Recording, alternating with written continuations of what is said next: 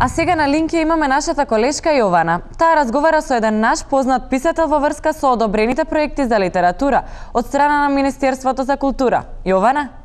Да, Јована, така е. Се наоѓаме пред Министерството за култура, каде што мој денешен соговорник е писателот и актер Сашо Тасевски. Добар ден. Добар ден. Кажете ми, како писател, подобро е да се биде член на ДПМ или на ДПМНЕ? На погрешна адреса се обраќаш, значи не сум член ни на ДПМ, ни на ДПМНЕ, ни на ОПРС-та, ни на ОЗ-та. Да. Кажете ми, го подпишавте, но и прогласот против начинот на кој што се прави програмата за поддршка на уметностите во Македонија. Зошто? Кој ви е проблемот кога убаво си кажа министерката во Јади Бурек дека сесија по закон, сесија по устав, по прописи? Како што сама рековте, министерката Јаде Бурек 10 години у Министерството за култура даваат субвенции само за оние културни дејци кои што се блиски до власта. Сите ние другите немаме шанси додека се они таму. Добар ден.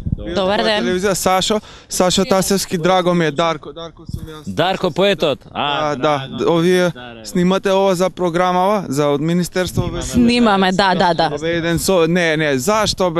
Зашто бе им конкурирате? Кој чита книги, кој издава денес, кој чита книги? Постирај си поезија на Facebook, лајкови, Јас сум традиционален тип, сакам филм да снимам, стендап да направам, да напишам книга, ама никој пари не ти даде, даре.